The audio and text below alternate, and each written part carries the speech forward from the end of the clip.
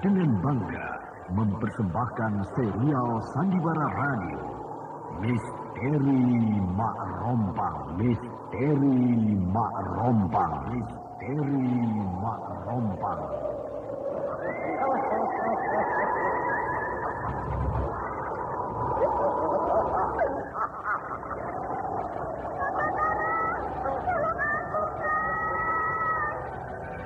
Cepat kemari Wulan.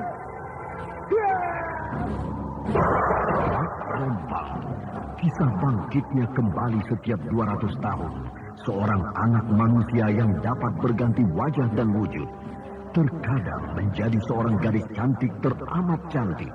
Terkadang menjadi seorang nenek tua renta buruk rupa yang selalu menimbulkan prahara dan malapetaka mengerikan bagi umat manusia.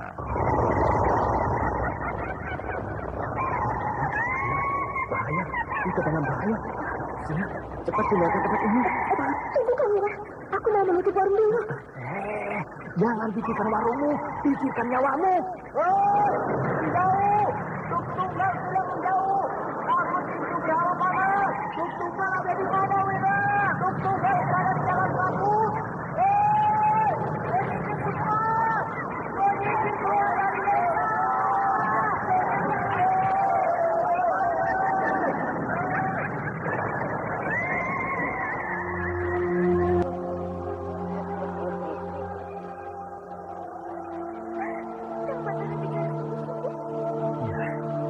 Karena saya mencintaimu, Wulandari. Mak Rompang diselingi pula tawa ria penuh canda serta kisah cinta kasih yang penuh dengan liku-pilu kehidupan dari dua insan manusia. Awas di belakangmu, Wulandari.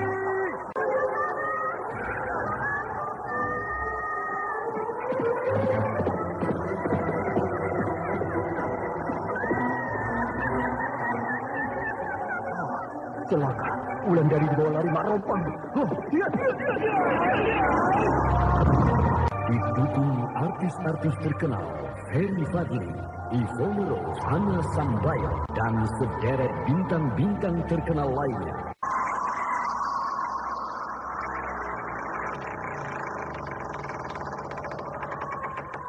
Aku ingin meminta kembang goyangmu ini, supaya aku juga punya malam pengantin seperti yang kau alami. Ambillah kalau Mak Rompang mau.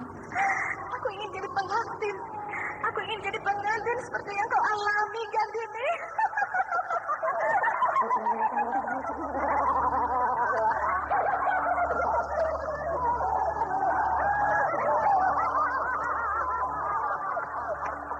Ikutilah episode ke-8. Racun Kembang Goyang. Racun Kembang Goyang. Racun Kembang Goyang. Racun Kembang Goyang. Naskah buah karya Asmadi Syafar.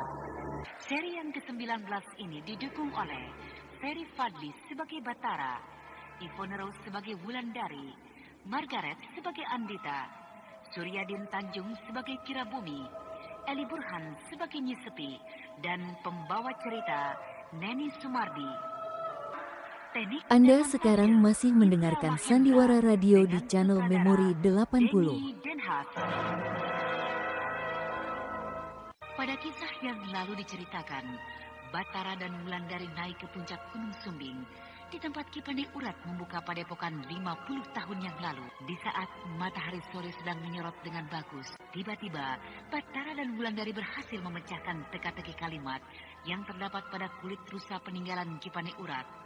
Sementara itu, kekecewaan menerpa Andita karena Andita melihat Batara berkejaran dengan Wulandari menuju puncak Gunung Sumbing.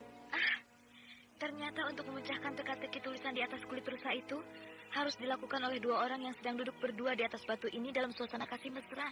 Ya, sulit memang teka-teki tulisan itu, Wulan.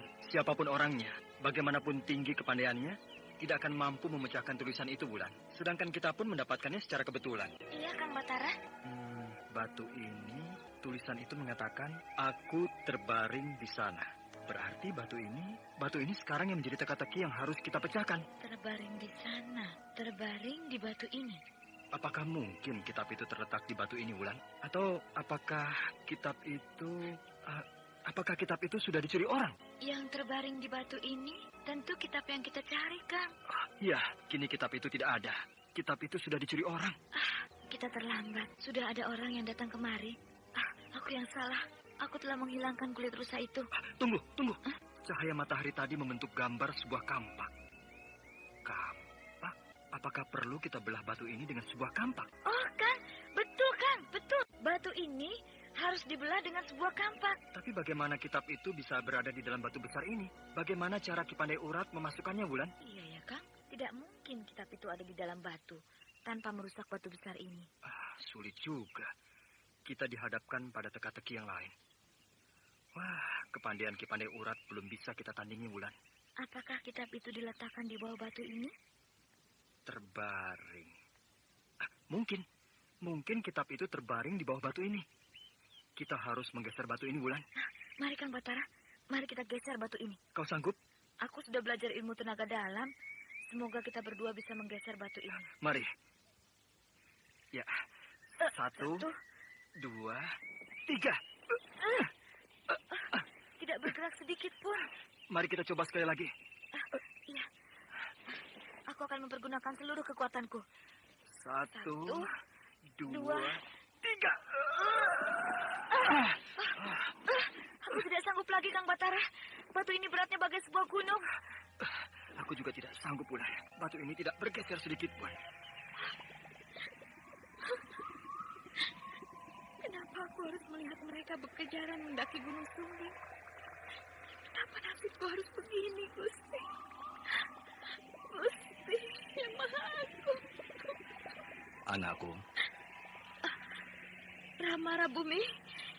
Isak tangismu membangunkan semediku. Apa yang telah terjadi, anakku? Rama, tolonglah saya, Rama. Tolonglah anakmu ini. Apa yang merisaukan hatimu, anakku? Sampai kau bersimbah air mata. Saya melihat Kang Batara berkejaran dengan gadis cantik yang bernama Wulandari. Mereka berkejaran ke puncak Gunung Sumbing. Lalu bagaimana nasib saya, Rama? Bagaimana perasaan saya? Saya luluh. Saya tidak bisa berpijak pada bumi ini lebih lama lagi. Cemburu. Itu yang kau rasakan sekarang, anakku. Padahal aku sudah berpesan, jangan kemana-mana selama aku menjalani semedi. Itulah kini yang kau alami. Karena kau melanggar pesanku. Maaf, Rama. Saya memang melanggar pesan Rama. Tapi bagaimana, Rama? Apa yang harus berbuat sekarang? Sulit, anakku. Aku tidak tahu apa yang harus kau perbuat. Penyakit cinta itu penyakit yang sangat sulit mengobatinya. Jalan satu-satunya ialah harus bertemu dengan orang yang kita cintai itu. Rama, apakah saya diizinkan untuk menemui Kang Batara? Apa alasanmu menemuinya, anakku? Saya tidak tahu, Rama. Kalau tidak ada alasan, jangan kau temui dia. Kau sangat mendapat malu. Percayalah. Apakah saya boleh memberikan kulit rusa itu pada Kang Batara, Rama? Hah? Kau akan berikan kulit rusa ini pada dia? Jangan, anakku. Jangan. Kulit rusa itu sangat berguna bagi kita. Sangat berharga kulit rusa itu bagi kita. Sehingga tidak akan mungkin kita berikan kepada siapapun. Bukankah kulit rusa itu juga penting bagi Kang Batara, Rama? Memang begitu, Andita. Tapi mustahil untuk diberikan padanya. Kalau dipinjamkan, apakah boleh, Rama? Anakku, untuk apa kau bawa-bawa kulit rusa itu kepada dia? Bukankah kau sendiri tahu bahwa kulit rusa itu kini menjadi rebutan semua orang? Lalu, apa alasan saya menemui Kang Batara, Rama? Kau masih mencari alasan untuk bertemu dengan pemuda itu, Andita? Rama, izinkan saya untuk menemuinya. Izinkanlah saya sebentar saja untuk bicara dengan Kang Batara. Andita, anakku. Aku tahu kau mencintai Batara. Aku tahu bagaimana perasaanmu sekarang ini. Tapi sudah berkali-kali aku katakan padamu, bukan?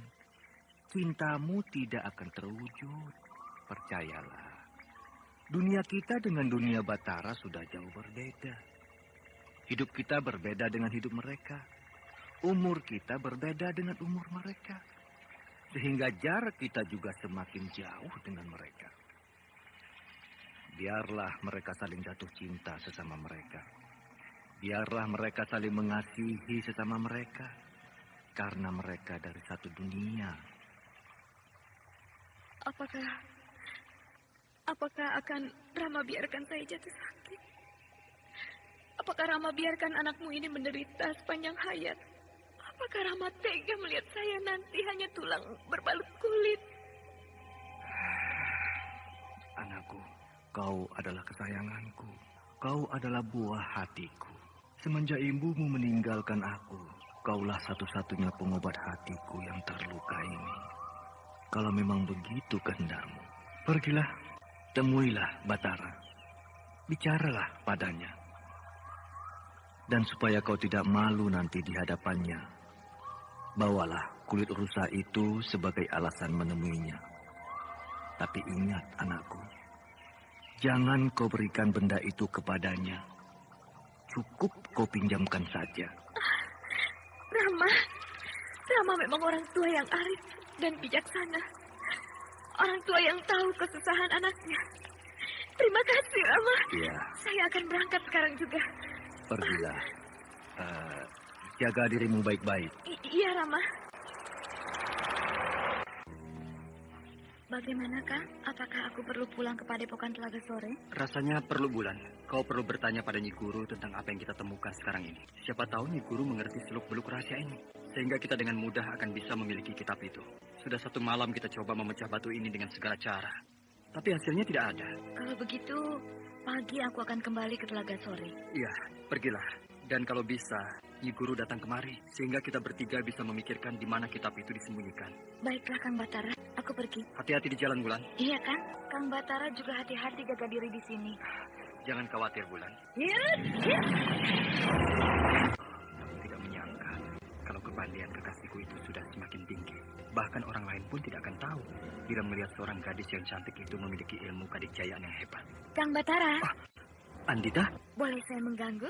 Boleh, silakan. Boleh saya duduk di sini? Boleh, tidak ada yang melarang. Terima kasih.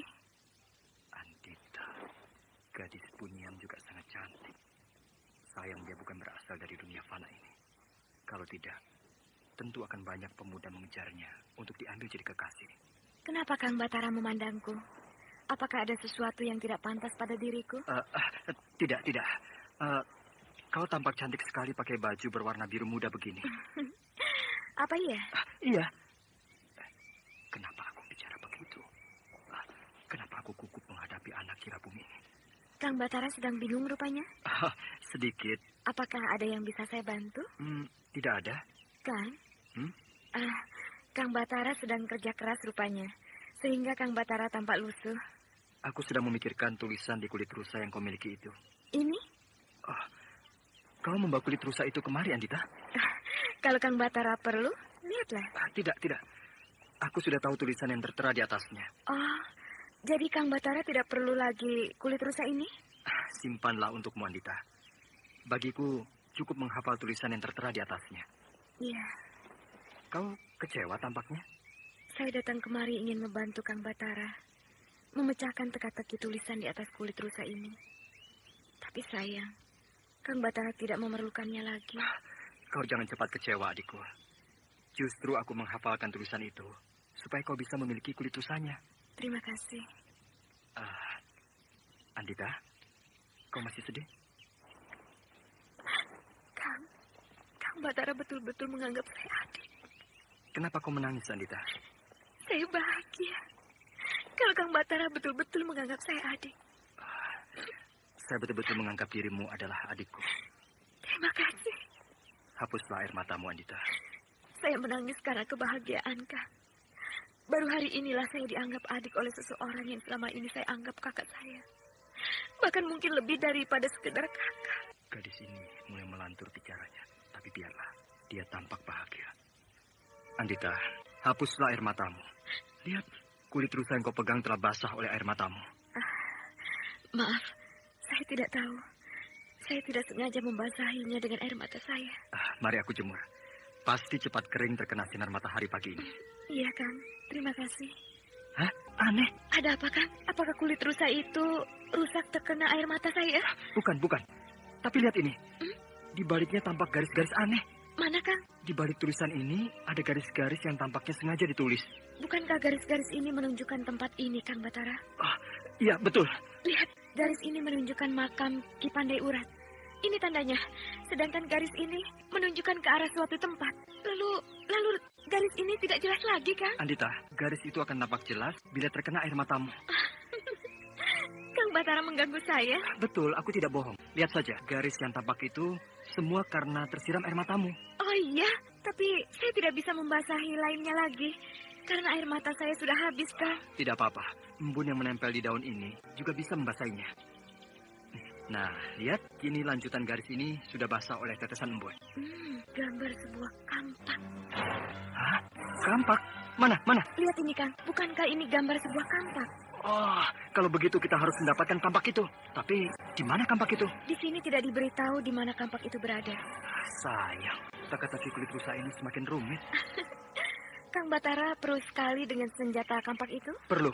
Mungkin kalau kampak itu ada, teka-teki tulisan di kulit rusa itu akan bisa terpecahkan. Baik, tunggulah. Saya akan bersemedi sebentar. Sungguh hebat anak kira bumi ini. Dia bisa mencari letak kampak itu dengan semedi yang dilakukannya. Sedangkan matanya terpejam dengan senyum tersungking di bibirnya.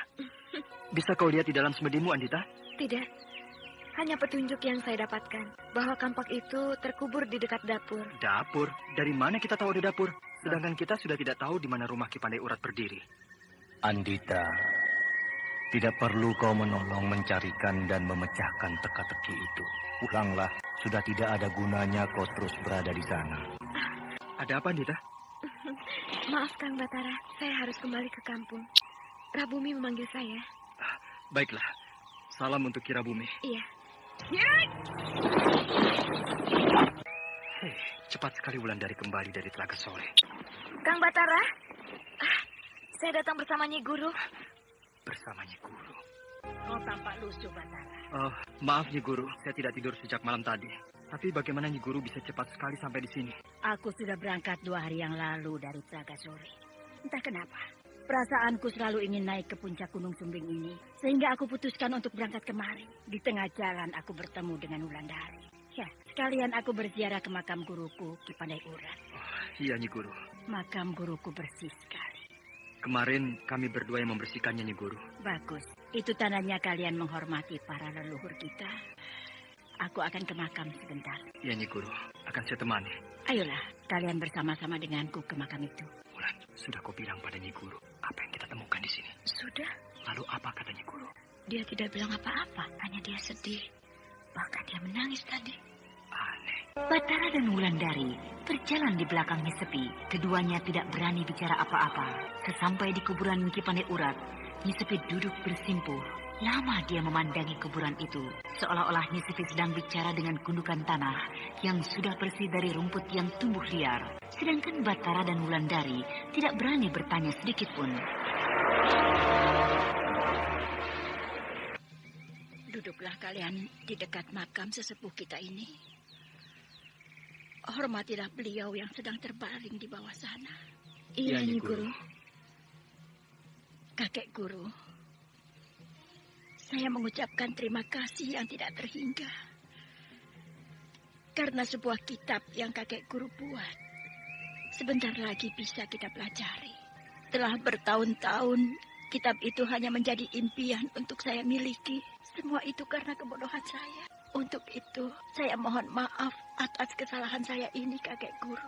Saya selalu berdoa, semoga arwah kakek Guru mendapat tempat yang layak di alam yang abadi. Nyi Guru. Nyi Guru, Nyi Guru jangan sedih. Aku dan Kang Batara sedang berusaha untuk bisa mendapatkan kitab itu. Aku sedih bukan karena itu, Wulandari. Aku sedih karena kakek guru itu ternyata merestui dan mendorong aku supaya menerima cinta Ki Mujur. Maaf, Nyi Guru. Kami tidak mengerti apa yang Nyi Guru maksud. Sudahlah, masa lalu yang tidak bisa kembali lagi. Mari dengarlah. Aku akan menceritakan pada kalian kenapa aku sampai sesedih sekarang ini. Dulu, 50 tahun yang lalu, aku menyaksikan Ki Pandai Urat menulis kitab yang kita cari itu. Namun aku tidak begitu peduli dengan isi kitab itu, karena aku sedang kasmaran pada Ki Mujur. Sehingga setiap hari yang aku pikirkan hanyalah Ki Mujur semata. Sehingga kakek guru Pandai Urat menjadi pusing. Karena aku tidak mau terang-terangan mencintai Ki Mujur. Kalau Ki Mujur datang ke tempat ini, bahkan setiap hari, aku tidak pernah sungguh-sungguh mempelajari ilmu-ilmu yang diajarkan padaku. Mungkin itu salah satu kenapa Ki Pandai Urat menuliskan ilmu-ilmunya di dalam kitab itu. Lalu, ketika Ki Pandai Urat akan meninggal, dia berpesan supaya menguburkan peti kecil yang berisikan kitab di bawah batu nisannya. Karena, kata beliau, aku belum cukup umur untuk mempelajari isi. Anda sekarang masih mendengarkan Sandiwara Radio di channel Memori 80. Hanya ada selembar kulit rusa dengan sebuah tulisan di atasnya. Ternyata kitab itu disimpan di tempat lain. Dan untuk mengambilnya harus sepasang remaja yang sedang bercinta. Pasti Ki Pandai Urat memperuntukkan kitab itu padaku dan Ki Mujur. Karena saat itu kami sedang dalam kasmaran, di mana orang-orang yang berhati bersih yang bisa mendapatkan kitab itu. Orang-orang yang punya rasa cinta murni yang bisa mendapatkan kitab itu. Dan ternyata kalian tanpa sengaja mendapatkan petunjuk di mana kitab itu disimpan. Karena kalian sedang dalam suasana cinta sejati. Cinta yang tidak akan bisa dipisahkan oleh siapapun juga. Kakek guru, maafkanlah cucumu yang dungu ini. Cucumu yang tidak tahu membalas budi ini. Sudahlah, Nyi Guru. Marilah kita cari kitab itu. Mari. Aku sudah tahu di mana kitab itu disimpan. Ayo, ikutlah aku. Iya, Nyi Guru. Nah, setelah aku mendengar cerita Wulandari sepanjang perjalanan tadi, maka aku yakin bahwa kitab itu ada di dalam batu ini. Iya, Nyi Guru. Nah, apa lagi yang kalian tunggu? Pecahkanlah batu ini. Maaf, Nyi Guru. Sudah kami coba, tapi karena ilmu kami yang masih rendah, sehingga kami tidak dapat memecahkan batu ini. Betul begitu. Betul, Nyi Guru. Mari, aku coba.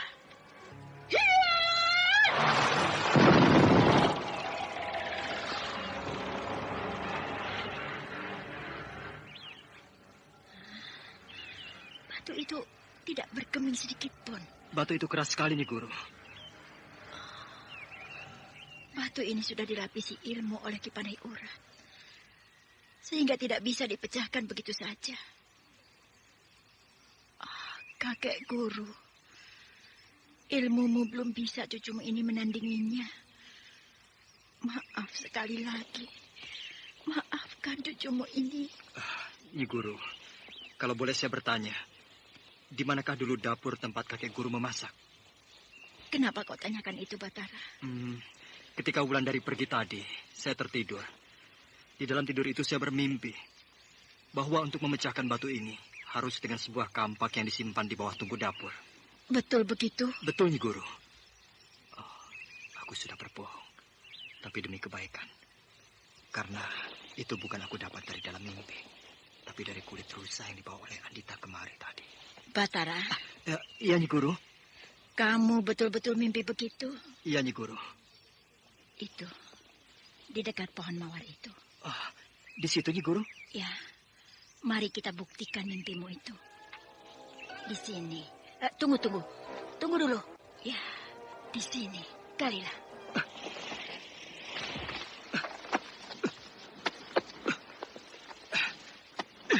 Nah, itu kan Iya, kayu ini membentur benda keras. Ambil dengan tanganmu, Batara. Iya, Nyi Guru.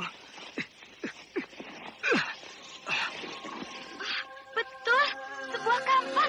Kampak yang terbuat dari perunggu. Tidak salah. Kampak inilah yang akan bisa membelah batu itu. Apakah kuat kampak perunggu ini membelah batu itu, Nyi Guru? Kita coba. Tapi rasanya kampak ini bisa membelah batu itu. Kampak ini pasti dibuat oleh kakek guru. Hanya aku tidak pernah tahu kapan kampak ini dibuat oleh kakek guru. Kampak inilah yang tergambar di kulit rusa itu. Ayo, coba kau belah batu itu dengan kampak ini. Iya, Nyi Guru. Gagang kampak ini bertatakan permata. Sedangkan ujung gagangnya ini terdapat ukiran kepala naga memakan seekor burung gagak. Hah? Burung gagak? Kenapa tidak burung yang lain yang dimakan oleh naga ini? Ayolah, Kang. Nyi Guru sudah menunggu dari tadi. Oh, iya. Mari. Dari mana saya harus membelah batu ini, Nyi Guru? Dari mana kau suka? Kalau begitu, dari sini saja. Kau dan aku bersiap bulan. Kalau benturan kampak dan batu ini menimbulkan sesuatu. Iya, Nyi Guru. Saya sudah siap.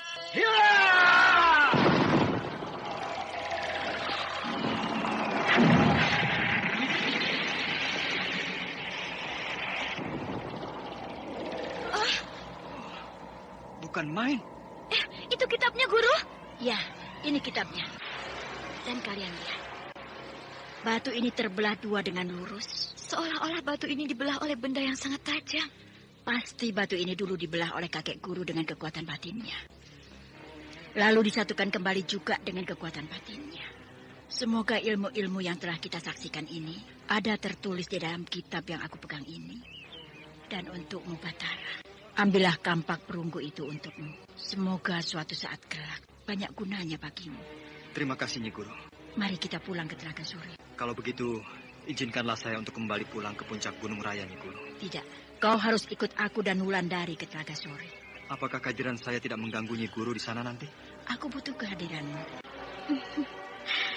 Jadi, kau sudah mempunyai seorang bayi, Gandini? Sudah, Mak Rompang. Kini dia sedang tidur pulas. Serasa aku yang melahirkan bayi ini. Bahkan serasa aku yang menderita ketika kau tidak bisa melahirkan bayi ini. Aneh? Tidak ada yang aneh. Karena bayimu ditahan oleh seorang dukun yang kurang ajar. Dukun itu bernama Aki Solor. Bahkan ketika dia datang ke tempatku, ia telah membakar rumahku dengan asap kemenyannya. Sehingga aku betul-betul kelabakan. Kenapa tidak Mak Rompang hukum saja laki-laki keparat seperti itu? Iya, aku ingin kau yang menghukumnya. Aku memang ingin membuat perhitungan dengan dia. Tapi tenagaku belum pulih, Mak. Kau pegang ini.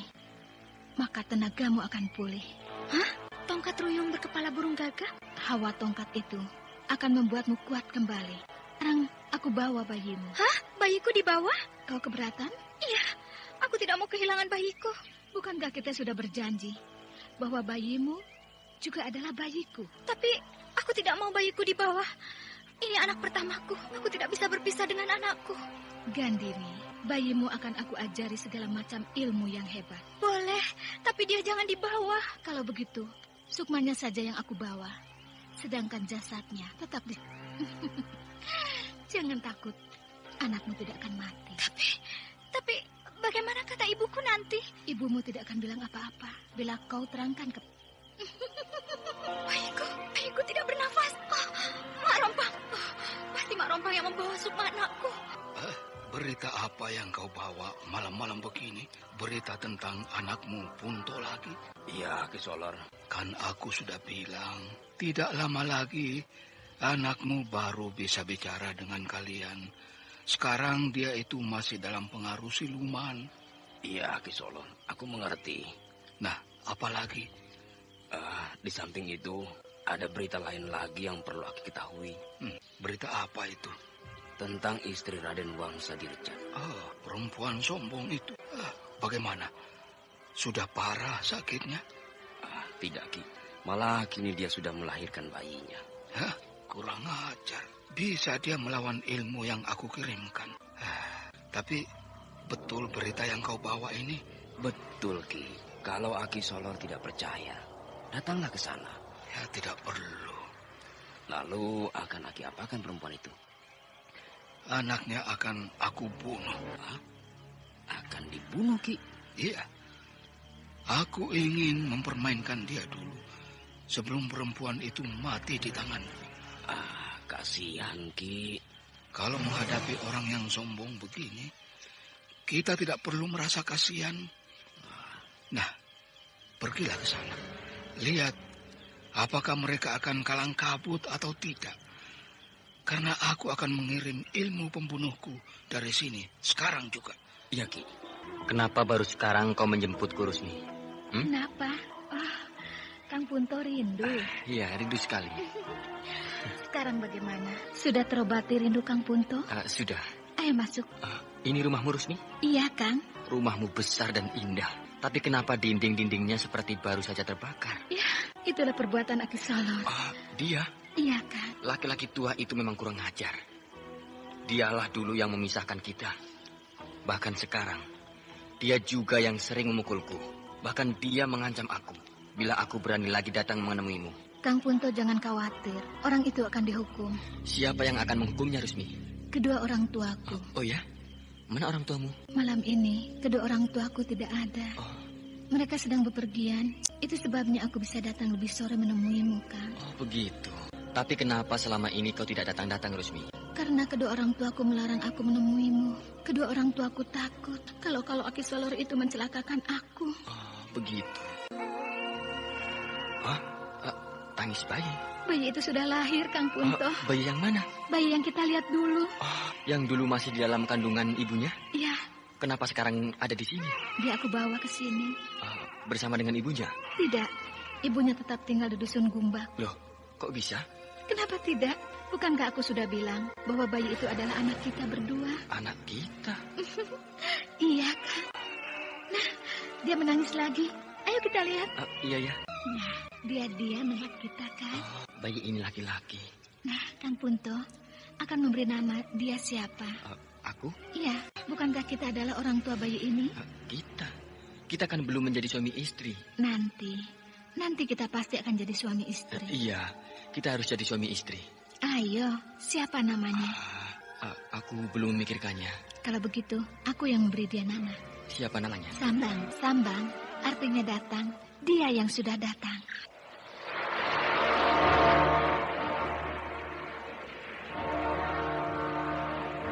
Di tempat lain, di puncak Gunung Sumbing, Nyi Sepi pun sedang berbahagia karena kitab yang ditulis oleh gurunya sudah berhasil mereka temukan. Penemuan itu berkat pasangan yang sedang kasmaran, pasangan Battara dan Wulandari. Anda sekarang masih mendengarkan Sandiwara Radio di channel Memori 80. Betul lagi, Solar. Bayi yang baru lahir itu sudah meninggal. Betul, Ki. Iya. Kapan meninggalnya? Tadi malam, Ki. Memang tadi malam aku melepaskan ilmuku itu. Orang-orang di rumah Den Gandini itu sudah ramai, Ki. Itu akibatnya kau menghina aku. Nanti sebentar lagi nyawanya yang akan aku habisi. Nyawa siapa, Ki? Ya nyawa Den Gandini itu. Apakah Aki Solor tidak takut pada pembalasan Raden Wangsa Dirja nanti? Kenapa harus takut? Raden Wangsa Dirja tidak bisa membuktikan kalau aku yang membunuh istri dan bayinya. Iya juga ya. Sudah, jangan kau pikirkan itu. Itu bukan urusanmu. Iya, Ki. Nah, bagaimana keadaan anakmu, Punto? Kata istriku, tadi malam Punto sudah mau bicara, Ki. Nah, betul kan kataku? Anakmu itu tidak akan bisu selamanya. Dia pasti akan bicara. Tapi bicaranya melantur, Ki. Melantur bagaimana? Dia selalu bilang bahwa dia sudah punya anak. Masa dia bilang begitu? Betul, Ki. Bahkan nama anaknya itu adalah Sambang. Kurang ajar. Bertambah kumat penyakit anakmu. Biarlah, nanti malam aku akan ke rumahmu. Akan aku lihat sampai seperti apa sakit anakmu itu. Terima kasih, Aki Solor. Gandini, kita harus menguburkan bayimu ini, nak. Sudah 1 hari 1 malam bayimu ini meninggal.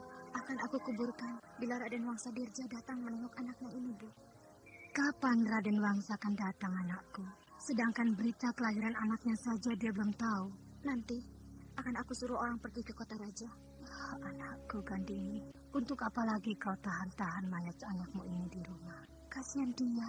Kasihan anakmu ini, Gandini. Suara apa itu, Gandini? Suara burung-burung gagak. 2 hari yang lalu, burung gagak itu juga datang. Ketika ada mayat laki-laki muda tergeletak di jalan desa tengah malam seperti ini, Nak. Burung-burung itu memakan bangkai orang itu, Bu.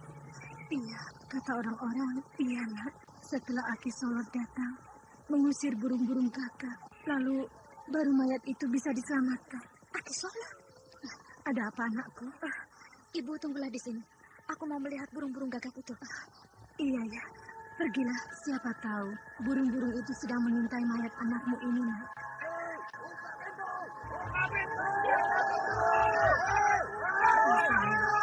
Suara-suara itu berasal dari halaman rumahku ini.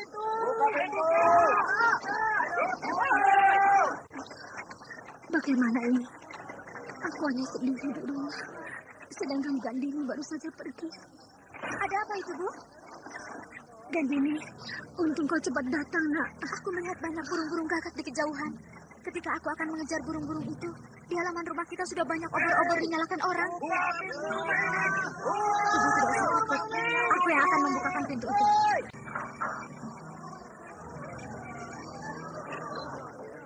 Ada apa kalian mendatangi rumah kakekku ini? Mana kakekmu? Kakek dan nenekku tidak ada. Nah, apa maumu? Di rumahmu ini ada mayat bayi, kan? Iya, mayat anakku. Nah, aku mewakili seluruh penduduk dusun ini untuk meminta padamu supaya menguburkan mayat anakmu itu. Kalau tidak, kami yang akan menguburkannya. Ya? Aku akan menguburkan mayat anakku, tapi tidak sekarang. Harus sekarang. Karena burung-burung gagak itu sudah mengincar mayat anakmu. Kalau aku bilang tidak? Burung-burung gagak pasti akan mengoyak-ngoyak mayat anakmu. Sehingga akan menimbulkan bau busuk di desa ini. Aku bisa mengusir burung-burung gagak itu. Jangan sok jadi pahlawan kamu. Hanya Aki Solor yang bisa mengusir burung-burung itu. Kalau begitu, suruh saja Aki Solor yang mengusirnya. Belum saatnya Aki Solor untuk turun tangan. Terserah kalian. Tapi untuk menguburkan anakku sekarang, aku tidak bisa. Kalau begitu, kami yang menguburkan mayat anakmu itu. Berhenti. Kalau kau maju setapak lagi, akan aku hajar kamu.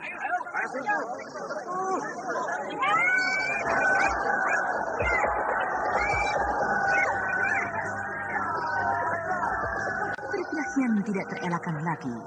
Gandini menahan serbuan puluhan orang dusun Gumbak di depan pintu rumahnya. Sepak terjang Gandini sebagai bekas perwira pasukan kerajaan masih tampak, sehingga banyak lawan-lawannya tergeletak kena tendangan wanita muda yang manis itu. Namun lama-kelamaan, Gandini tidak bisa juga bertahan dari amukan massa yang begitu beringas. Karena tenaga Gandini belum pulih betul sehabis melahirkan bayinya. Sehingga istri Raden Wangsadirja itu tergeletak di depan pintu rumahnya. Merasa ibu Gandini cepat merangkul anaknya. Sementara puluhan orang sudah menyerbu masuk mengambil bayi Gandini yang sudah menjadi mayat. Lalu dengan cepat orang-orang itu pergi membawa bayi yang sudah menjadi mayat. Mereka benar-benar keterlaluan. Mereka memaksa kita, Ibu. Mereka memaksa masuk dan mengambil anakku. Sudahlah, Mak. Anakmu itu akan mereka kuburkan, bukan dibawa kemana-mana. Tapi kenapa mereka memaksa seperti itu? Bukankah kita juga bisa menguburkan mayat anakku itu? Pasti ada yang menyuruh mereka berbuat seperti itu. Nantilah, kalau kakek dan nenekmu sudah kembali, kita laporkan kejadian ini. Tidak perlu. Aku akan laporkan pada Raden Wangsadirja bahwa mayat anaknya sudah diperlakukan seperti itu oleh orang-orang dusun Gumbak ini. Aki Solor. Sudah pulang kalian. Bagaimana? Tugas yang Aki berikan pada kami sudah kami laksanakan. Jadi? Ya, mayat bayi itu sudah kami kuburkan di dekat hutan Gumbak. Ya, bagus. Jadi bayi itu memang mati kan? Iya, betul. Betul, Aki Solor. Nah, kini sudah tidak ada lagi yang akan dipikirkan oleh Punto. Bayi yang dianggap anaknya itu sudah mati. Iya, Aki Solor. Terima kasih. Besok malam aku kemari lagi. Aku ingin melihat apalagi yang akan diocehkan oleh anakmu ini. Tunggu dulu, jangan pulang dulu Ki Pewot. Mau apa lagi kau, Punto? Kalian apakan anakku, ha? Kalian apakan dia? Punto, bayi itu bukan anakmu. Ya, tapi anak perempuan sombong yang bernama Gandini. Bukan, bayi itu bukan anak Gandini, tapi anakku dan anakku sendiri. Bayi itu bukan anakmu, Punto. Kau kan belum punya istri. Bapak jangan ikut campur. Sudah, biar aku yang mengurus anakmu ini. Dia masih dalam pengaruh siluman yang bernama Rusmi itu. Aki Solor, kau apakan anakku? Anakmu itu sudah mati, jadi sudah kami kubur. Kurang ajar, berani kau mengubur anakku itu. Padahal anakku belum meninggal, Ki. Dia sudah meninggal, percayalah. Kau memang dukun kurang ngajar. Kau membunuh orang seenaknya saja. Aku bunuh kau. Lepaskan aku. Lepaskan. Akan aku hancurkan Aki Solor itu. Janganlah aku. Aki Solor adalah sesepuh kita di sini. Aku tidak peduli. Dia telah membunuh anakku. Ayo. Lepaskan dia. Aku diikat sini. Kenapa? Nah, begitu. Jangan dilepas ya. Kalau dilepas, dia akan mengamuk lagi. Jadi Ki, besok malam aku kemari lagi. Akan aku lihat apakah dia sudah sembuh. Baik, Ki. Lihat, Gandini, siapa yang datang itu? Mana, Bu? Itu yang sedang menambatkan kudanya di halaman. Kirista. Berarti kakek dan nenekmu sudah sampai di Lubuk Mentilin. Dan Ayu. Kirista. Mari masuk, Ki. Iya, Nilura. Apa kabar Kiwista sekarang ini? Baik, Nilura. Ada berita apa Kiwista datang kemari? Saya dan Ki Sabrang sudah menerima berita tentang kelahiran bayi dan Ayu dari Ki dan Nik Sakuna. Itu sebabnya saya datang kemari. Bahkan kedatangan saya ini untuk membawa bingkisan ini dari Ki Sabrang suami istri. Ki Sabrang tidak bisa datang, tapi Ki Sabrang suami istri, bahkan seluruh rakyat desa Lubuk Mentilin sangat gembira mendengar kelahiran bayi dan Ayu. Maaf Dan Ayu, kenapa Dan Ayu menangis? Apakah ada kata-kata saya yang kurang pantas tadi? Tidak, Kiwista. Bukan itu persoalannya. Apakah ada persoalan yang membuat Dan Ayu menangis dan bersedih seperti ini, Nik Lura? Bayi Gandini baru saja meninggal. Oh? Iya. Baru tadi malam dikuburkan di dekat hutan Gumbak. Oh. Saya turut berduka mendengar berita ini, Nik Lura. Sudah nasib Gandini seperti ini, Kiwista. Jadi, betul bayi itu meninggal, Kiwista? Betul, Ki Sabrang. Bayi itu sudah meninggal dan dikuburkan dekat hutan Gumbak tadi malam. Hilang sudah kecemasanku, Kiwista. Lega sudah hatiku. Lega? Kenapa jadi lega, Ki Sabrang? Apakah kau tidak bisa memperkirakan kalau bayi itu hidup? Dia akan bisa merebut kekuasaanku di Lubuk Mentilin ini. Karena bayi Gandini itu laki-laki, Wista. Tapi bayi itu kan masih kecil, Ki Sabrang. Tidak mungkin dia bisa merebut kekuasaan Ki Sabrang di sini. Yang merebut kekuasaan itu bukan dia, tapi ibunya. Gandini pasti akan merebut kekuasaanku. Lalu dia yang menggantikan aku di sini dengan atas nama bayinya. Sehingga aku akan tersingkir dari sini. Itu kan jalan pikiran Ki Sabrang. Hal-hal seperti itu perlu difikirkan kan, Kiwista? Supaya aku tidak mendapat rintangan sedikit pun dalam memimpin desa ini. Lalu apa yang harus aku lakukan sekarang, Ki Sabrang? Apakah aku harus pergi ke kota raja untuk melaporkan kejadian ini pada Raden Wangsadirja? Jangan. Kau tidak akan bisa menghadapi Raden Wangsadirja.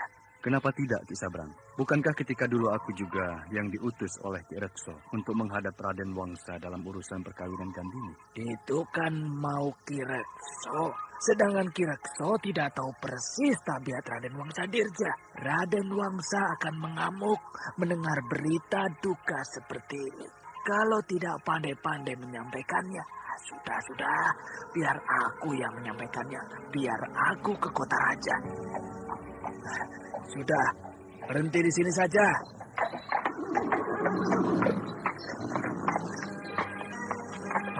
Raden Wangsa Dirja sudah berdiri di pintu regol untuk menyambutku. Raden Wangsa Dirja, salam sejahtera untuk Raden. Apakah Raden akan pergi ke luar kota raja?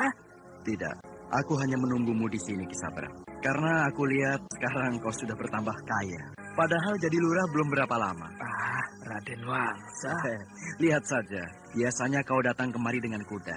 Sekarang kau sudah naik kereta kuda. Itu kan kereta kuda yang lama, Den. Kereta kudamu yang baru? Kau simpan di mana, Ki Sabrang? Den Wangsa jangan begitu. Saya tidak punya kereta kuda, Den. Ya, kecuali itu. Masih berbohong saja kamu. Betul, Den. Sungguh, saya tidak bohong. Bagaimana? Maju perdagangan ladamu? Susah sekarang, Den. Belum aman betul. Sering terjadi perampokan di jalan. Jadi, kamu tidak bawa upeti untukku kali ini? Kalau itu saya bawa, Den. Den Wangsa jangan khawatir. Bagus. Di samping itu, Den, saya membawa berita penting untuk Raden. Berita penting apa? Berita gembira atau berita buruk? Dua-duanya, Den. Dua-duanya? Apa maksudmu? Begini, Den. Jangan di sini. Mari kita masuk ke dalam. Iya, Den. Mari, Den. Ki Sabrang mengikuti Raden Wangsa Dirja dari belakang. Keduanya memasuki ruang tengah yang cukup luas dan indah. Ruang khusus untuk menerima tamu-tamu yang dianggap penting. Tidak lama, Raden Wangsa Dirja duduk di tempat yang tinggi. Sedangkan Ki Sabrang duduk di lantai dengan sikap hormat.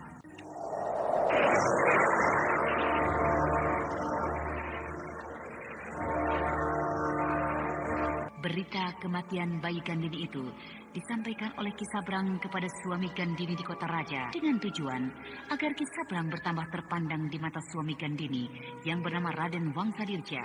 Nah, berita apa yang kau bawa sekarang ini, Ki Sabrang? Berita gembira yang saya bawa untuk Den Wangsa adalah bahwa istri Den Wangsa sudah melahirkan seorang bayi laki-laki. Sudah lahir anak itu? Sudah, Den. Kapan bayi istriku itu lahir, Ki Sabrang? Kalau tidak salah, seminggu yang lalu, Den. Apakah istriku sudah memberi nama bayi itu? Belum, Den.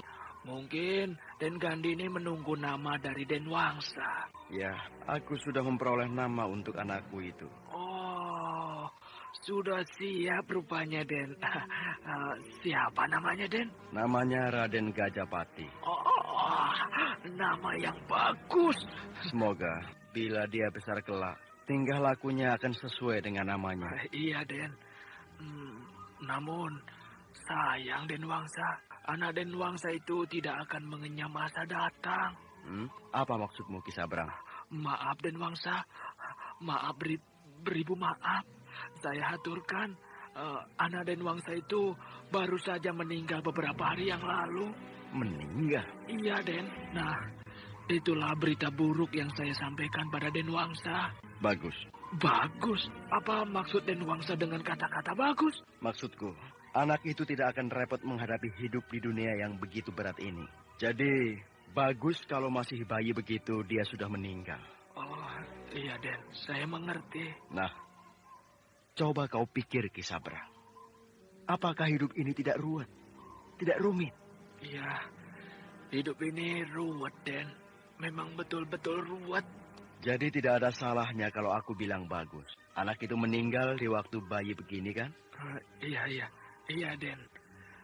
Kalau dia hidup pun, ya, dia akan mengalami banyak hal yang sebenarnya tidak sanggup dihadapinya. Kapan kau kembali ke Lubuk Mentilin? Mungkin besok pagi, Den Wangsa. Sampaikan rasa duka citaku pada istriku. Dan katakan, Aku tidak bisa ke sana karena kesibukanku di kota raja ini. Baik, Den. Akan saya sampaikan. Nah, sekarang aku ingin tahu berapa uang yang akan kau berikan padaku hari ini. Tidak banyak, Den. Ya, lebih sedikit dari bulan yang lalu. Hah? Kau benar-benar keterlaluan, Ki Sabrang. Bulan yang lalu saja kau sudah memberiku kurang dari yang semestinya. Sekarang lebih sedikit lagi. Ya, Den Wangsa, perdagangan lada sekarang susah, Den. Seperti yang sudah saya katakan tadi, berdagang lada sekarang sulit. Sering terjadi perampokan di tengah jalan, Den. Sehingga barang dagangan yang dibawa ludes tanpa sisa, Den. Aku tidak mau tahu apakah kau rugi atau tidak. Tapi yang aku minta adalah hakku. Karena aku sudah berjuang untuk mengangkatmu jadi lurah di desa ini. Tolonglah, Den. Kali ini saya tidak bisa beri lebih dari bulan yang lalu, Den. Baik, baik. Kalau kau tidak sanggup, kau akan aku tangkap. Hah? Kenapa saya ditangkap, Den Wangsa? Apa salah saya? Kau dituduh menyuap petugas kerajaan. Supaya kau bisa jadi lurah di Lubuk Mentili. Den Wangsa, jangan, Den. Jangan. Saya akan bayar sebanyak yang Den Wangsa minta. Asal saya tidak ditangkap, Den. Bayarlah. Sebelum aku berteriak memanggil pengawal. Iya, Den. Iya. Ini, Den. Aku tidak miskin. Aku minta tambah. Kan ini sudah lebih banyak dari bulan yang lalu, Den. Aku tahu. Tapi aku minta tambah. Mana saya sanggup, Den. Saya tidak punya uang lagi. Ki Sabrang. Sekarang zaman susah. Aku pun sudah sulit mencari uang. Kalau kau tidak menambah upeti ini, maka aku akan tetap menangkapmu. Tapi, Den... Baiklah. Pengawal! Tunggu, Den. Tunggu. Akan saya bayar, Den. Nah, begitu kan lebih baik. Sialan kau kecoa. Kau terlampau memerasku. Nanti tunggu pembalasanku kalau aku sudah punya kekuatan. Gandini, jangan kau bersedih. Pak Rompang, bayiku sudah mati tanpa bisa aku menimangnya sedikit pun. Apalagi orang-orang dusun ini sudah memperlakukan aku seperti orang yang sangat hina. Aku coba melawan mereka, tapi tidak bisa karena tenagaku belum pulih benar. Kau pakailah tongkatku, maka kau akan bisa menghadapi mereka. Oh iya, aku lupa bahwa aku masih punya tongkat itu. Kini akan aku balas perbuatan mereka itu. Jangan sekarang, karena tugasmu yang lain sedang menunggumu. Tugas? Tugas apa? Kau harus puasa 3 hari berturut-turut. Puasa? Untuk apa? Untuk menjemput anakmu yang telah dikubur oleh mereka. Untuk menjemput anakku? Buat apa? Bukankah anakku itu sudah mati? Dia belum mati, karena sukmanya sedang aku pinjam.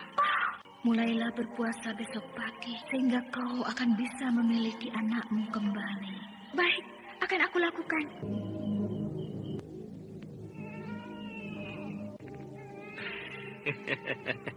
Ternyata bayiku ini masih ada. Kang Punto? Kang Punto mengira bayi ini sudah mati? Iya. Kata Ki Solor, bayi kita ini sudah mati. Ki Solor itu orang jahat.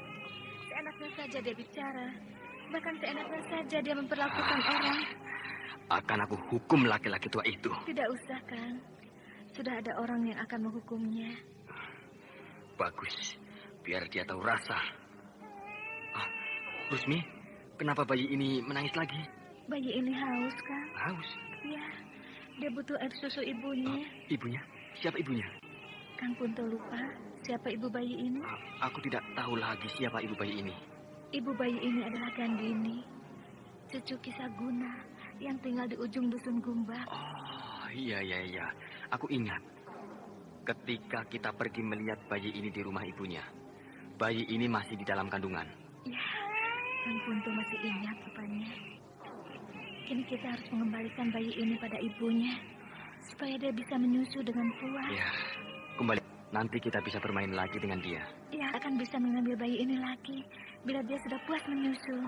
Hei, Punto, kenapa kau melotot begitu memandangku? Lupa deh. Kau Ki Solor. Kau laki-laki busuk. Kalau kau memaki-maki aku terus, aku tidak akan melepaskan ikatanmu. Bahkan mungkin kau akan aku pasung. Kau busuk. Kau bunuh anakku.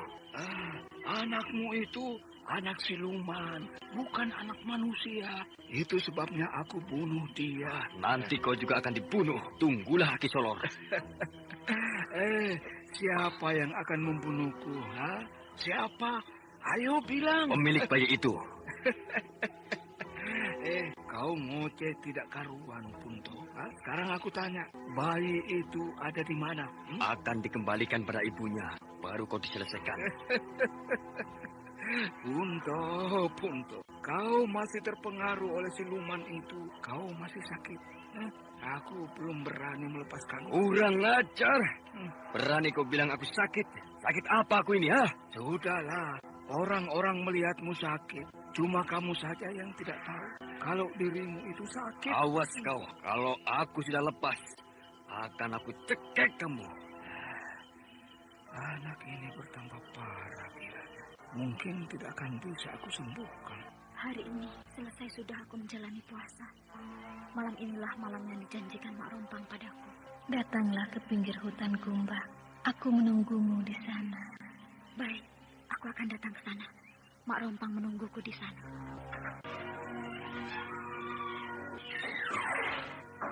Hari terang bulan, sehingga seluruh dusun ini terang. Pasti mereka menuju ke rumahku. Apakah orang-orang dusun ini tahu kalau malam ini aku akan menjemput mayat anakku? Ya, kita harus ketemu rumahnya. Kita harus tangkap orang itu. Ya. Betul, mereka akan menuju rumah ini. Mereka akan menangkapku. Jangan takut, Gandini.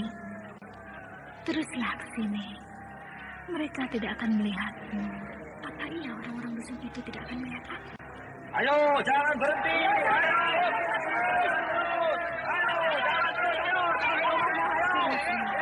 Jangan takut. Mereka tidak akan melihatmu. Karena kau telah puasa selama 3 hari 3 malam. Akan aku coba. Kalau mereka melihatku, terpaksa aku hadapi mereka.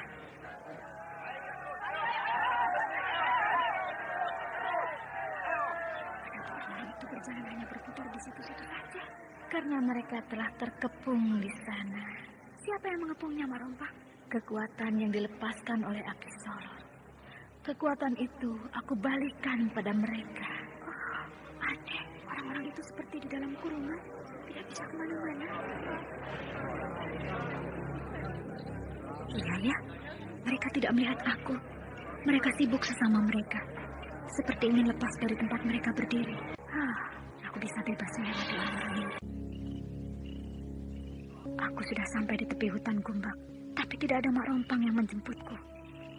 Padahal sepanjang jalan tadi, aku selalu mendengar suara Mak Rompang bicara padaku. Aku di sini, Gandini. Tidak usah terkejut, karena aku sengaja menunggumu di dekat kuburan anakku. Ini kuburan anakku. Ya, di sini mereka menguburnya. Dan bagaimana caranya aku menggali kuburan anakku? Tanah ini keras sekali. Jangan khawatir. Kau tinggal memukulkan telapak tanganmu di atas kuburan ini, maka kau akan bisa melihat anakmu. Aneh, aku tidak pernah belajar ilmu seperti itu.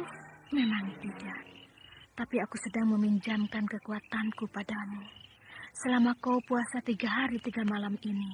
Oh, aneh. Ayo, lakukanlah, Gandini. Akan aku coba, Mak Rompang. Ya!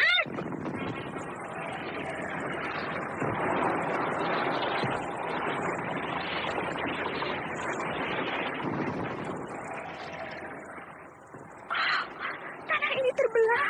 Itu anakku. Ya, itu anakmu. Aku sudah mengembalikan sukmanya. Bawalah dia pulang. Tapi bukankah dia sudah mati? Dia tidak mati. Dia hanya mati suri. Karena sukmanya aku pinjam. Mari sayang, ibu gendong kamu sayang. Pasti kamu kedinginan, pasti kamu haus. Cep. Diam ya, ini ibumu. Cep. Penunggang kuda itu seperti aku kenal. Oh, Ki Wista. Berita apa lagi yang dibawa Ki Wista kemari?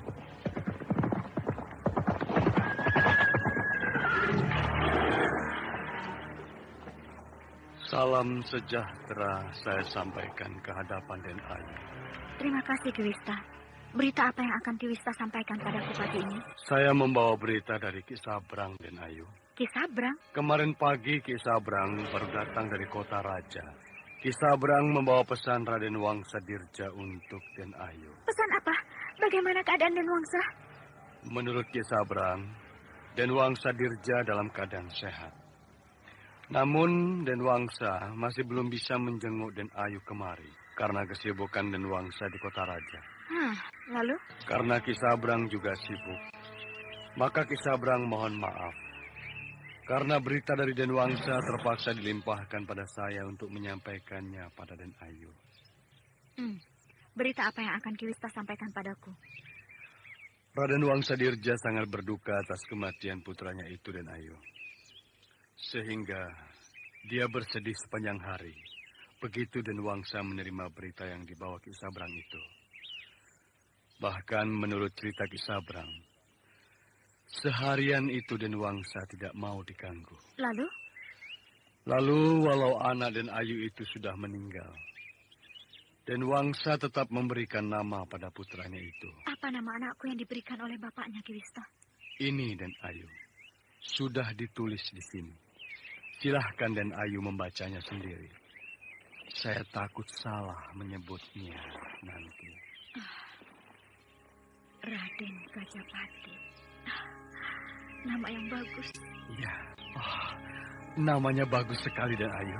Raden. Anda sekarang masih mendengarkan Sandiwara Radio di channel Memori 80. Kalau tidak. Anakku itu sudah hidup kembali, Ki Wista. Hidup? Maksud Den Ayu? Raden Gajapati sudah hidup kembali. Tuh, lihat. Iya. Dialah nanti calon pemimpin di Lubuk Mentilin. Bayi ini, bayi berilmu tinggi, Den Ayu. Bayiku ini adalah bayi yang mendapat berkah dari Yang Maha Agung. Ki Wista melihat bayi yang gemuk dan bersih itu dengan perasaan kagum. Bahkan tiba-tiba mata Ki Wista tertuju pada sebuah tanda di lengan bayi itu. Tanda hitam sebesar jari kelingking.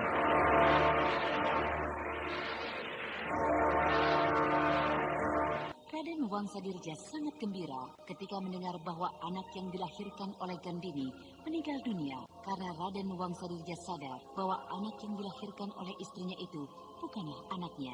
Itu adalah anak kimpur pesuruhnya dulu karena selama Gandini menjadi istrinya belum pernah Raden Wangsa menyentuh tubuh istrinya itu. Namun Ki Wista menjadi terkejut ketika Ki Wista tahu bahwa anak Raden Wangsa Dirja itu hidup kembali. Ki Wista sudah membayangkan bagaimana gembiranya Raden Wangsa Dirja mendengar bayi itu hidup kembali, sehingga Ki Wista ingin cepat-cepat kembali ke Lubuk Mentilin menyampaikan kabar gembira itu. Jadi kau betul menyaksikan dengan matamu sendiri bahwa bayi itu hidup lagi, Ki Wista? Sumpah. Saya berani bersumpah, Ki Sabrang, bahwa bayi itu memang hidup lagi. Kau tidak bohong? Biar disambar petir saya kalau saya bohong. Bahkan Den Gandini bilang... Apa? Gandini bilang apa? Gandini bilang bahwa anaknya itulah calon lurah Lubuk Mentilin. Dia bilang begitu? Iya, dia bilang begitu. Di depanmu dia bilang begitu? Iya, di depan saya dia bilang begitu. Celaka, ini benar-benar celaka. Kenapa celaka, Ki Sabrang? Anak itu bisa merebut kedudukanku di sini. Tapi bayi itu kan masih kecil, Ki Sabrang. Sementara menunggu dia dewasa, tentu ibunya bisa menggantikannya. Celaka. Tunggu. Ada apa lagi? Ki Sabrang mau kemana? Mau ke kota raja. Aneh, kenapa Ki Sabrang jadi takut begitu?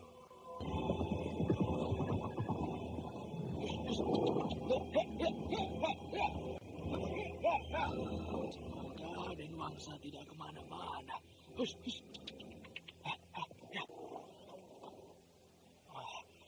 Rumah Den Wangsa ini tambah sepi. Pasti dia tidak ada. Jangan ribut kamu. Apa kau tidak tahu? Aku sedang bingung. Diam kamu di sini. Berhenti. Kenapa kau larang aku masuk? Ini perintah dari Raden Wangsa Dirja. Aku kan sudah sering kemari. Saya tahu, Ki. Apa kamu tidak kenal dengan aku? Kenal, Ki. Tapi ini perintah. Jadi aku tidak boleh masuk? Tunggulah di sini. Tunggu? Berapa lama? Sampai ada izin dari Raden Wangsa Dirja. Aku kan membawa berita penting. Berita dari mana? Berita dari Lubuk Mentilin. Menurut pesan yang kuterima, Pesan dari Lubuk Mentilin tidak penting. Jadi silakan meninggalkan tempat ini. Meninggalkan tempat ini? Ini berita menyangkut. Biarkan dia masuk. Oh, Raden Wangsa Dirja. Silakan masuk, Ki Sabrang. Masuk, Ki Sabrang. Iya, Den Wangsa.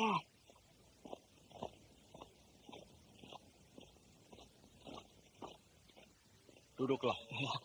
Terima kasih, Den Wangsa Dirja. Pertama-tama saya aturkan sembah ke hadapan Raden. Ada berita apa lagi, Ki Sabrang? Berita penting, Raden. Tapi aneh, kenapa saya membawa berita penting dari Lubuk Mentilin tidak diizinkan masuk ke sini, Raden? Pesan yang aku sampaikan pada seluruh pengawalku memang begitu.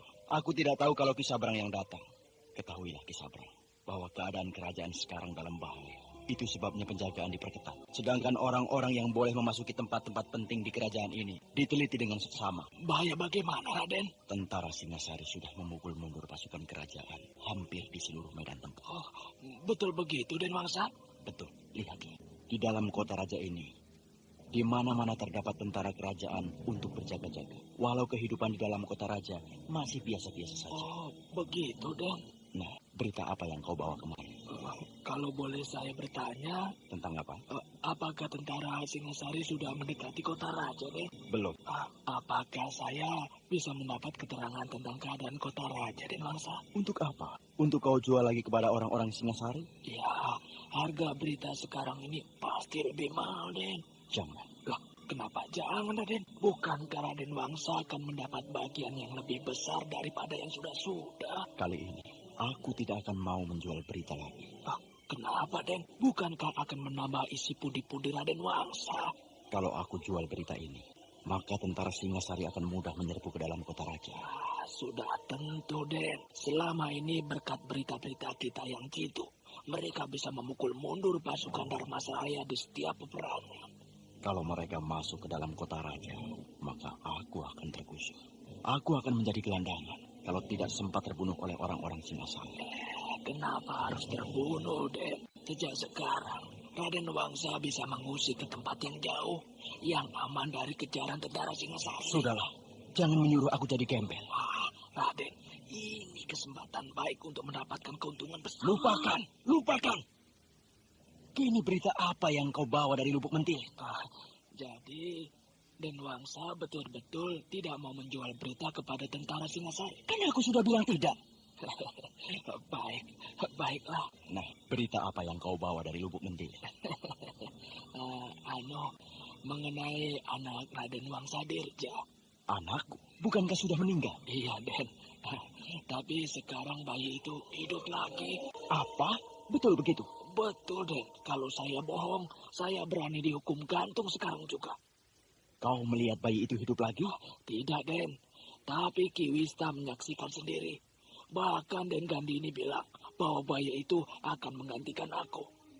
Lalu, bagaimana kedudukanku, Den? Bagaimana nasibku kalau aku sudah tidak jadi lurah lagi? Berita ini harus diselidiki kebenarannya. Benar, Den. Bayi itu hidup lagi. Bahkan Den Gandini sudah memakai nama yang Den Wangsa berikan pada bayi itu, yaitu Raden Gajapati.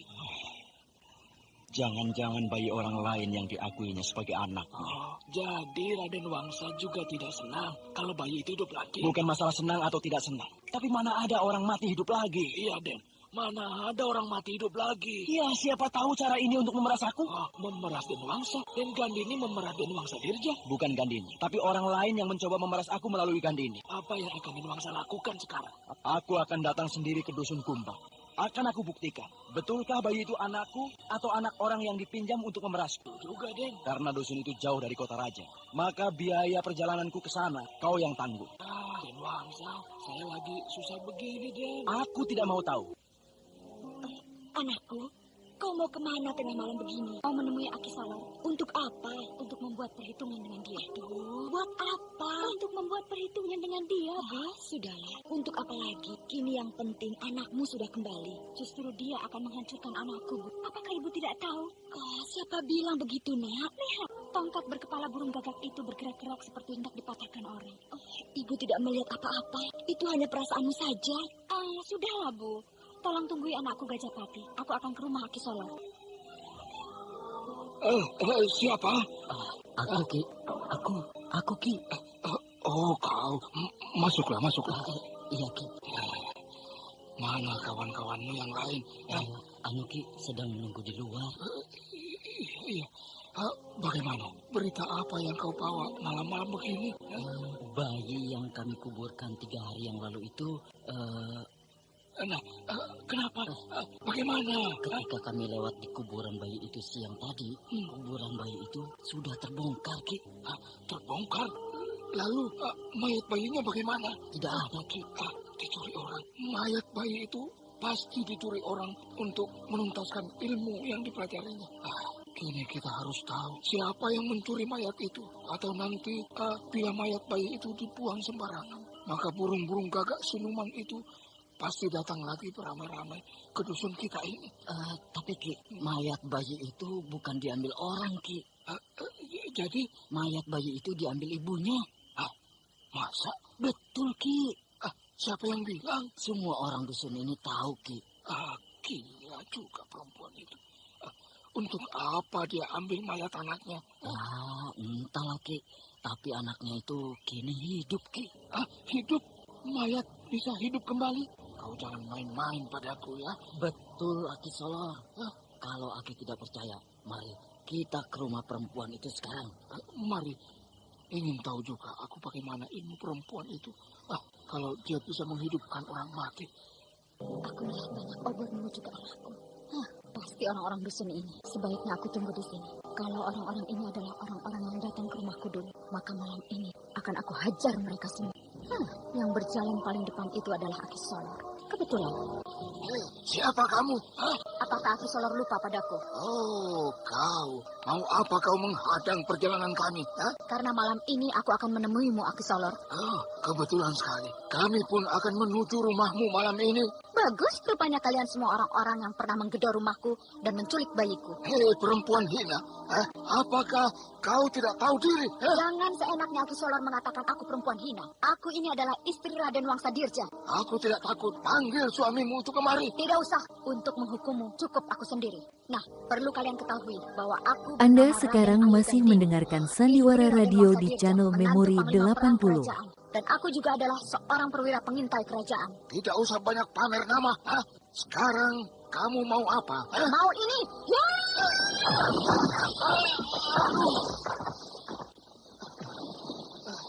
Hei, kalian jangan menonton saja. Serang perempuan itu.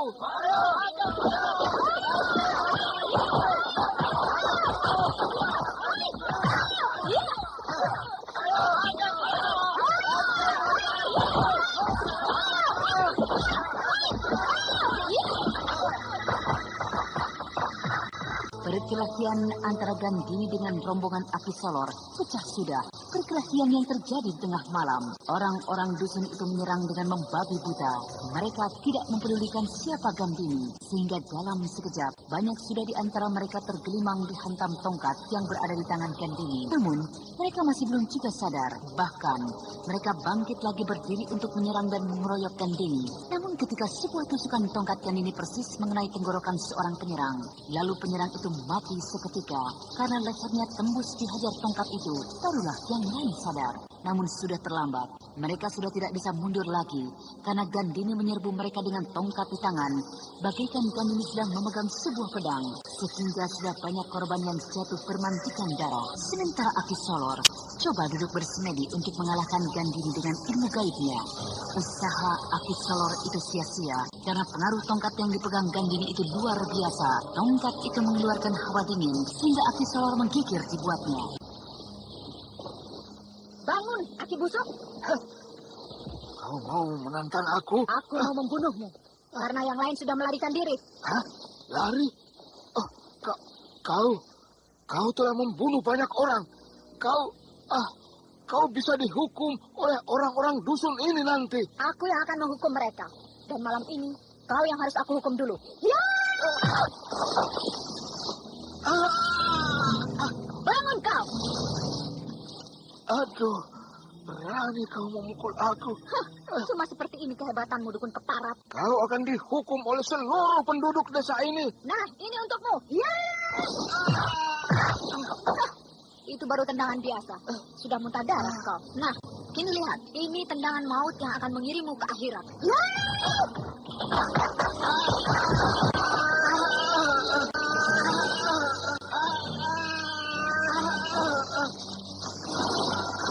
Nah, baru mati kau.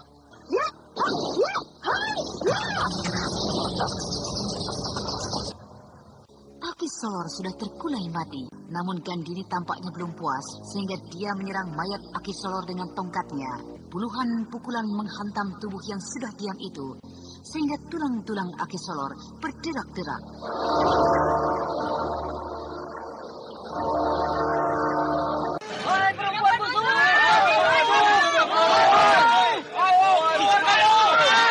Keluar! Anakku, tidak usah keluar. Mereka banyak. Hei, keluar! Jangan diam di dalam rumahmu. Kau harus bertanggung jawab atas kematian Aki Solor. Kau bunuh Aki Solor tadi malam, Gandini? Iya, Bu. Anakku, kau membunuh orang. Padahal ini bukan perang. Mereka bukan orang-orang Singasari. Aki Solor itu lebih berbahaya dari orang-orang Singasari. Kamu cepat sekali menuduh orang, Gandini. Aki Solor membunuh orang dengan ilmu hitamnya. Sedangkan orang-orang Singasari membunuh orang di dalam sebuah peperangan yang nyata. Nah, Ibu bisa berpikir, siapa yang lebih berbahaya? Hei, Gandini! Keluar kamu! Keluar kamu! Aku akan keluar, Bu. Biar kami menghukummu pagi ini. Jangan. Biar Ibu saja yang keluar. Biar Ibu yang menenangkan kemarahan mereka. Jangan. Ibu nanti dibunuh mereka. Mereka sedang kalap. Nah, Ibu dengar. Rumah ini dilempar mereka dengan batu. Kalau aku tidak keluar, rumah kakek akan hancur. Aku harus keluar membawa tongkat Mak Rompang. Hah? Tongkat itu tidak ada. Celaka. Bagaimana aku harus menghadapi mereka tanpa tongkat itu? Sedangkan tenagaku belum pulih betul. Keluar, Gandini! Kalau tidak, kami akan menyerbumu ke dalam rumahmu. Aku harus keluar. Apapun yang akan terjadi pada diriku. Nah, ini aku. Gandini, masuk. Mereka banyak. Mereka membawa senjata. Ayo, apa mau kalian terhadap diriku? Aku akan membunuhmu sebagai ganti nyawa Aki Solor. Ayo, bunuhlah aku. Ayo, majulah. Bunuh senjatamu itu. Aku mau bukan kamu saja. Aku mau suamimu juga yang selalu kau banggakan itu. Kau menantang suamiku, berarti kau juga menantang kerajaan. Kerajaan Darmasraya cuma macan ompong. Buktinya, mereka tidak bisa mengusir orang-orang Singasari dari negeri ini. Siapa kau? Siapa kesanak ini? Aku Raden Wangsa Dirja, suami Gandini. Wangsa?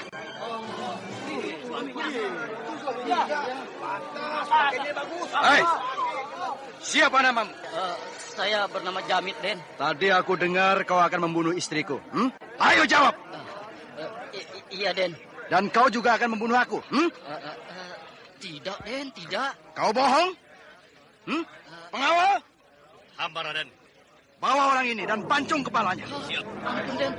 Ampunkan saya, Den. Ampun, Den Wangsa. Ampuni saya.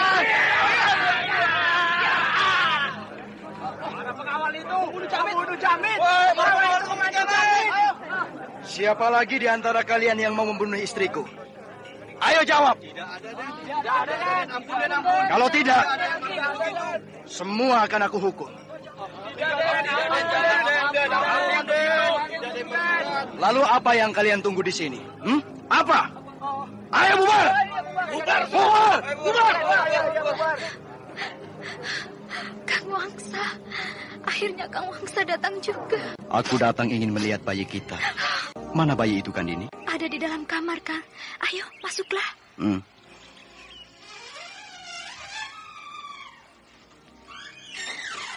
Itu, dia sedang tidur. Bayi ini gemuk dan sehat. Apa yang Kang Wangsa lihat di lengannya? Aku ingin melihat tanda di lengan bayi ini. Tanda? Tanda apa? Setiap keturunan panglima kerajaan pasti ada di lengannya. Apakah Kang Wangsa tidak yakin kalau ini anak kita? Aku takut. Jangan-jangan bayimu ini ditukar orang. Maksud Kang Wangsa? Bayimu tetap sudah meninggal. Lalu ada orang yang dengan kekuatan ilmunya menukar bayi itu dengan bayi ini. Oh, aku tidak pernah berpikir sejauh itu, Kang. Nah, ini tanda itu. Oh, itu? Iya, garis hitam di lengan kiri ini adalah tandanya bahwa bayi ini memang keluarga panglima kerajaan. Bayi ini adalah anakku. Siapa yang bilang begitu, Kang? Mimpi. Aku bermimpi tadi malam. Oh, syukurlah. Aku malah tidak pernah memperhatikan tanda pada lengan kiri Raden Gajapati ini. Tanda ini persis seperti yang aku lihat pada lengan kiri almarhum Kimpur. Bahkan anak-anak Kimpur yang lain pun mempunyai tanda seperti ini di lengan kiri mereka. Bayi ini memang bayi Gandini, hasil hubungannya dengan Kimpur. Sialan si Kimpur. Aku yang resmi jadi suaminya. Kimpur yang mencicipi istriku ini. Mati aku. Kenapa Ki Sabrang? Kenapa ngomel begitu? Bagaimana aku tidak mengomel? Karena bayi Gandini itu memang hidup lagi. Sudah, jangan hiraukan. Bayi itu kan masih lama besarnya. Nah, sementara bayi itu besar, kita ini kan sudah bertambah tua. Bahkan mungkin kita ini sudah mati. Jadi kita tidak akan cemas kalau bayi itu menjadi dewasa kelak. Oh, jadi kamu meniatkan aku mati ya? Ya, lalu kalau aku mati, seluruh harta kekayaanku ini untuk kamu ya? Begitu? Lalu kamu kawin lagi, cari pemuda yang lebih gagah, begitu? Kang, kau menuduhku begitu? Kang. Kalau ada maumu, pasti kau panggil aku Kang. Tapi kalau tidak, kau panggil aku Ki Sabrang. Kau betul-betul tidak pernah bisa menghargai suami sendiri. Dasar orang miskin, tidak bisa melihat harta. Kang Sabrang bicara apa ini? Kau menuduhku yang bukan-bukan. Nah, kalau kau mau diberi uang atau perhiasan atau apa saja yang berharga, pasti kau memanggil aku Kang. Dan sekarang pun kau memanggil aku Kang. Pasti ada maumu. Suni, aku sedang pusing. Tidak satu pun pemohonanmu yang akan aku kabulkan sekarang. Itu kan perasaan Kang Sabrang saja. Sedangkan kita tadi tidak bicara harta, tapi membicarakan bayi Gandini yang hidup lagi. Iya, bayi itu yang akan merebut harta kita, tahu? Aku tidak mengerti, Kang. Mana bisa bayi itu merebut harta kita? Kalau tiba-tiba Gandini ingin merebut kedudukan ini, bisa saja dia akan mengatasnamakan anaknya yang masih bayi itu. Dasar perempuan tolol. Kini kita sudah punya anak, Kang Wangsa. Aku ingin anak kita ini dididik di kota raja. Mengingat kejadian-kejadian yang menimpa anak kita di sini. Jangan ke kota raja kali ini. Kota raja sedang tidak aman. Tidak aman? Kenapa, Kang? Kota raja sekarang sedang bersiap-siap menghadang serbuan tentara Singasari yang setiap saat bisa datang. Oh, sudah sedemikian berbahaya rupanya kerajaan kita ini. Tentara Singasari sudah memukul mundur pasukan Dharmasraya di setiap medan peperangan. Oh, mengerikan kalau sebentar lagi negeri ini direbut oleh orang-orang Singasari. Kalau kau mau, bawa saja anak kita ke Lubuk Mentili. Di sana lebih aman. Tidak, aku tidak mau bertemu dengan Ki Sabrang. Aku muak melihat caranya memerintah tanah kelahiranku itu. Jadi, bagaimana? Aku tetap ingin Raden Gajapati dididik di kota raja. Bahkan kalau mungkin, di dalam keraton kerajaan bersama kakeknya. Gandini tidak tahu. Kalau ayahku tidak setuju aku mengawini dia, bagaimana aku akan membawa bayi ini ke keraton, hidup bersama ayahku. Ayahku saja tinggal di keraton untuk mendampingi Sri Baginda Maharaja. Kenapa Kang Wangsa diam? Aku lebih setuju kalau bayi ini dibawa ke Lubuk Mentilin. Apakah Kang Wangsa mau kalau anak kita kelak dibunuh oleh Ki Sabrang? Tampaknya Gandini sudah tahu siapa Ki Sabrang. Kang, Kang Wangsa banyak melamun hari ini. Apakah Kang Wangsa kecapean setelah menempuh perjalanan jauh dari kota raja kemari? Iya. Perjalananku, maksudku, aku menempuh perjalanan yang cukup jauh. Lebih jauh dari Lubuk Mentilin. Kalau Kang Wangsa capek, istirahatlah dulu. Tidak usah. Sebentar lagi aku harus kembali ke kota raja. Hah? Kembali ke kota raja? Cepat sekali. Aku sudah 3 hari di sini, Gandini. Sudah saatnya aku harus kembali. Apalagi kota raja sekarang sedang dalam keadaan darurat. Kalau begitu aku ikut. Ikut? Kemana? Ke kota raja. Lalu, bayimu bagaimana? Akan aku bawa. Kan aku sudah bilang bahwa tidak mungkin bayi itu tinggal di kota raja. Aku akan membawa langsung bayi itu kepada Ramanda Panglima Kerajaan Dharmasraya. Gandini, Ramanda Panglima sangat sibuk. Jangan diganggu, nanti beliau marah. Justru kalau Ramanda Panglima melihat bayi ini, Ramanda akan gembira. Karena Ramanda belum pernah bertemu dengan cucunya ini. Apalagi aku. Aku belum pernah sekalipun bertemu dengan Ramanda Panglima. Jangan. Kau belum tahu sifat Ramanda. Lalu kapan aku bisa bertemu dengan mertuaku, Kang? Nantilah, kalau negeri ini sudah aman dan tentram. Kang Wangsa seperti tidak suka bila aku membawa bayiku ini ke kota raja. Macam-macam alasan Kang Wangsa, sehingga aku berpikir bahwa Kang Wangsa tidak suka pada anak kita. Itu kan hanya perasaanmu, Gandini. Aku suka. Bahkan sangat bahagia mendapatkan bayi sesehat dan segemuk dia. Sehingga aku memberinya nama Gajapati. Gajapati. Apalagi ketika aku tahu anak itu mati dan hidup kembali. Pasti anak itu akan menjadi orang besar kelak. Terserah Kang Wangsa lah. Kalau begitu, kau tetap di sini. Aku yang jamin keselamatanmu dan bayimu di sini. Kalau ada yang berani mengganggumu seperti 3 hari yang lalu, maka aku kirim 1000 prajurit kemari untuk menghancurkan dusun ini. Gandini, mau kemana para pengawal suamimu itu? Bersiap-siap kembali ke kota raja, Bu. Hari ini juga? Iya. Lalu suamimu? Kang Wangsa juga. Cepat sekali, nak. Kang Wangsa banyak pekerjaan yang menunggu di kota raja, Bu. Sudahlah. Jangan kau tangisi, Gandini. Kalau kau rindu, kau bisa susul suamimu ke kota raja. Aku heran, Bu. Kenapa Kang Wangsa tidak mau menginap barang semalam di sini? Padahal Kang Wangsa masih letih setelah menempuh perjalanan jauh. Tadi kan kau bilang bahwa banyak pekerjaan yang menunggu suamimu di kota raja? Iya. Kisabrang! Kisabrang! Buka pintu!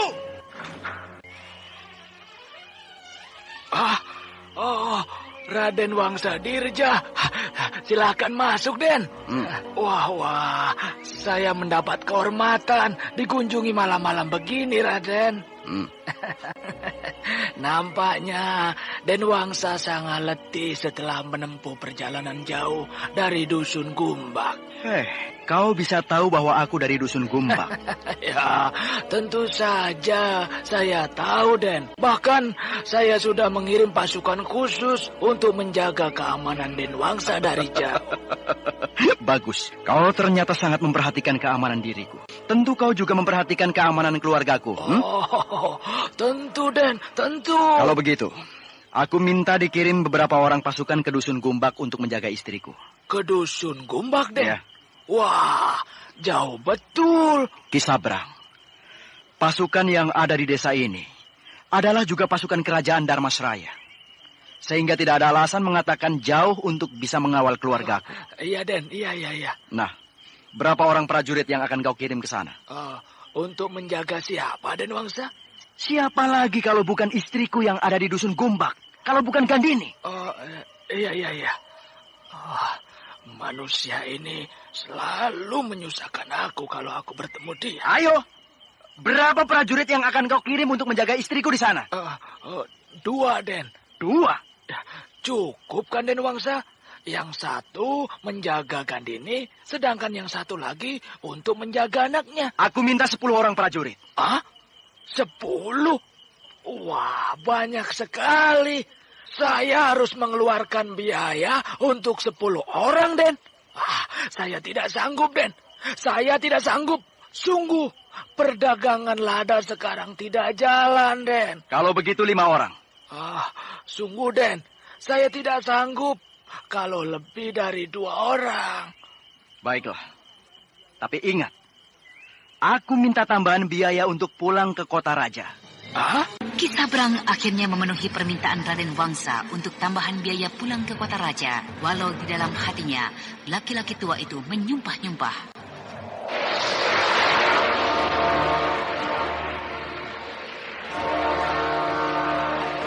Nah, pendengar yang berbahagia, bagaimana kelanjutan kisah ini? Untuk mengetahuinya, ikuti lanjutan kisah ini esok hari pada waktu dan gelombang yang sama.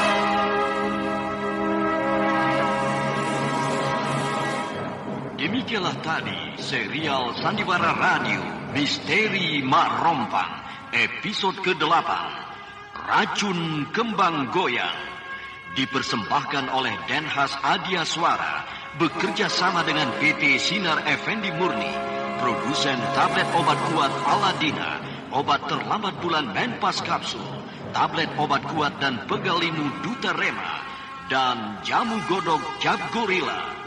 Terima kasih atas perhatian Anda. Sampai jumpa.